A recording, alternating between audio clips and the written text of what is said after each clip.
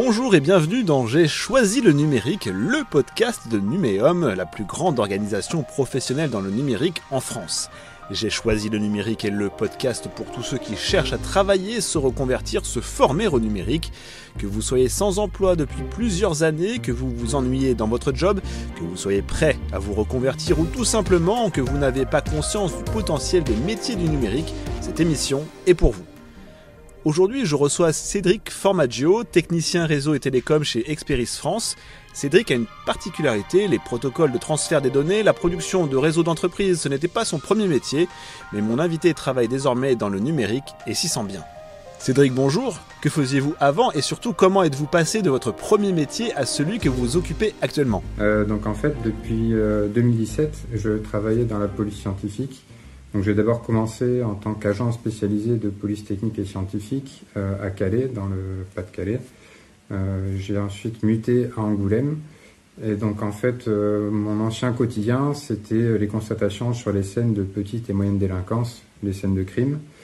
Et donc j'ai décidé d'entamer une reconversion professionnelle à la fin de l'année 2022 pour avoir un meilleur équilibre entre ma vie de famille et ma vie professionnelle, puisque cette ancienne vie dans la police scientifique était soumise à beaucoup de contraintes, notamment avec des astreintes.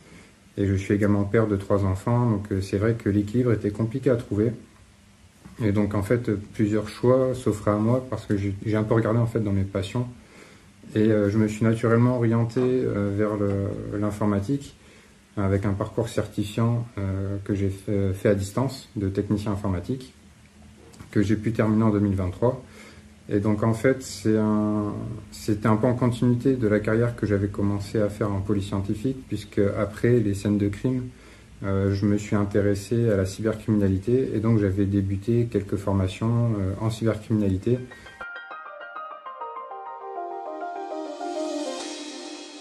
Alors votre parcours est assez singulier et pour le moins intéressant, mais pourquoi vous êtes-vous dirigé vers le numérique ? Et en particulier dans les réseaux et les télécommunications. Vous disiez que vous aviez une certaine appétence, mais pourquoi être allé vers là particulièrement ? C'est surtout au niveau, avec les dernières actualités, le Covid, on a eu un paysage technologique mondial qui a énormément évolué et qui a placé le numérique au cœur de tous les aspects de notre vie quotidienne. Beaucoup de gens sont passés au télétravail. Et donc, outre cette passion du numérique que j'avais depuis très longtemps, j'ai souhaité me reconvertir dans les systèmes et réseaux informatiques, puisque j'avais senti que c'était, entre guillemets, le futur. Enfin, ça ferait partie du futur, puisqu'on est dans un monde qui est vraiment connecté aujourd'hui. Et la majorité des entreprises, des systèmes qu'on peut utiliser, même chez nous, fonctionnent grâce à ces réseaux informatiques. Et donc ça veut dire forcément que derrière il y a une demande croissante, tant au niveau des particuliers que des professionnels. Donc pour moi c'était un choix tout à fait naturel et pertinent.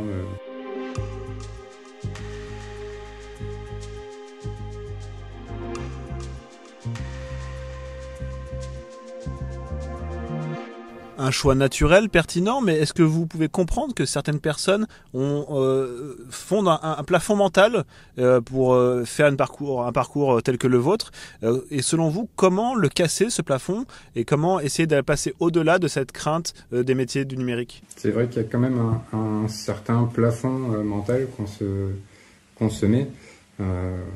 Moi, je vois à mon niveau, ce souhait de reconversion a été longuement réfléchi. Je l'ai réfléchi moi de mon côté, puis avec ma compagne. Parce que voilà, je suis père de 3 enfants. Ma femme qui, elle, souhaite participer au maximum aux premières années de la vie de nos enfants et sans emploi. Donc c'est vrai que j'avais quand même cette crainte d'échouer, avec derrière des répercussions qui seraient assez conséquentes sur ma vie familiale. Donc voilà, j'ai eu des périodes de doute, que ça soit au moment de la prise de décision du changement de voie, mais aussi au cours de tout le cheminement dans ma formation. Voilà, est-ce que j'allais être compétent dans ce nouveau domaine que je connaissais en tant qu'utilisateur, mais pas forcément en tant que professionnel ? Est-ce que j'allais trouver d'ailleurs rapidement du travail ? Est-ce que j'allais m'y retrouver économiquement ? Puisque pendant 1 an, en fait, voilà, on a dû serrer un peu les vis sur les dépenses pour que ça puisse être viable sur le long terme. Donc c'est vrai que c'était une prise de risque. Et pour moi, le plafond mental, on se le met parce qu'on n'a pas forcément connaissance de toutes les possibilités qui existent pour être accompagné.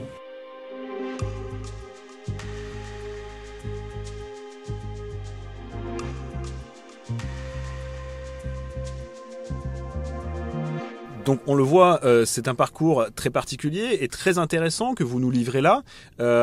Il faut se faire confiance notamment, je suppose, pour pouvoir arriver et faire cette reconversion. Quels sont les conseils que vous pourriez donner à des personnes qui souhaitent se reconvertir dans le numérique ? Moi, je sais que je suis passé par une période de développement de pensée positive, en me focalisant sur mes forces, sur mes compétences que j'ai acquises dans mon ancien métier et que je pouvais transférer.